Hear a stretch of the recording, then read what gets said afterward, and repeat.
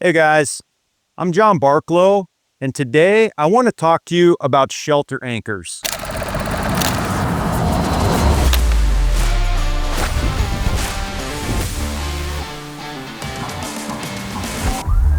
So, anchors for your shelter are critically important.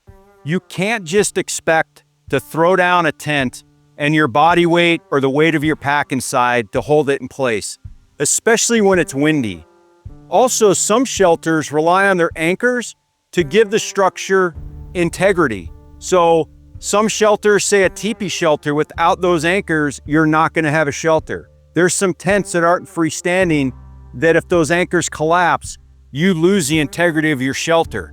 So it's critically important that you think through how you're going to anchor whatever shelter you have in the environment that you're going in, because every environment's going to be a little different. So as an example, if you're going out in the desert, you may have some rocks, but you may also have a lot of loose soil or sand. And so you have to figure out an anchor for that. And so a dead man anchor is going to be really good for those loose, sandy soils, which is basically where you take maybe an extra stuff sack and you fill it with sand, you fill it with dirt, you fill it with gravel, and you basically just bury it in the ground, and then you tie your anchor from your shelter directly to that buried anchor. That's also a great way to anchor in the snow, is with dead man anchors. But you also have a lot of other things that you're going to carry on your kit that you don't need to necessarily bring tent stakes. Tent stakes are maybe not that versatile, and they work in some regard, but maybe it's a little extra weight that you don't need to carry. And so maybe you have trekking poles that you can anchor in the ground. Maybe you have rocks or logs, depending on the environment. Maybe you have skis or snowshoes in a winter environment. We talked about dead man anchors, but there's a lot of versatile anchors in the environment that you're going in that you can plan for that you don't necessarily need to carry. So what I recommend is whatever shelter you're going to have, be it a freestanding shelter like this tent or a non-freestanding like a teepee, and tie guidelines to every primary and secondary point.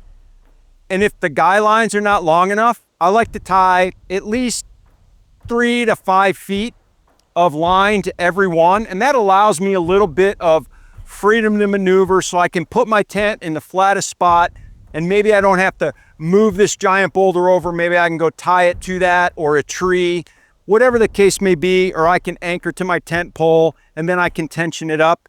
Tie guy lines to every primary and secondary point, and then when you get where you're going, the first thing you should do when you put your shelter down is anchor one corner. Now, I've learned the hard way that you think you've got a hold of a tent and you're trying to put the poles in, and all of a sudden it gets away from you, and I've been lucky enough to catch them or have a partner catch them, but if you lose your shelter, you're in a world of hurt and maybe have to leave the mountains. But you anchor one corner, then you can go ahead and freely set up that shelter.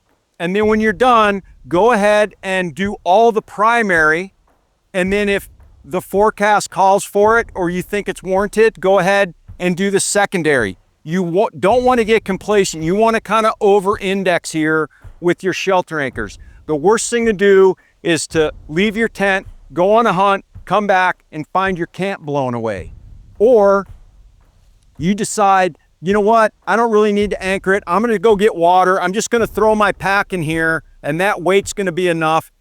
And you come back and maybe your shelter is within sight, but maybe it's blown halfway down the mountain. I actually had a friend, we were coming down from a hunt. We had one more night. We set up, it was kind of pretty inclement weather. There was some snow on the ground.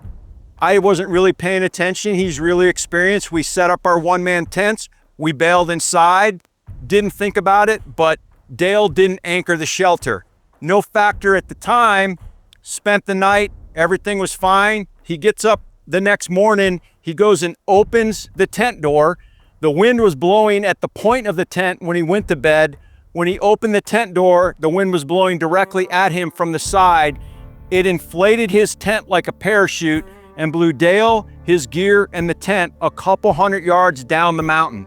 I only knew this because I heard him yelling. Now, luckily he was unhurt and it was our last day because he did break some tent poles, But that just reinforced the point that anchoring shelters are this thing that we tend to overlook, but can be incredibly important for your safety, your integrity, and the success of your hunt.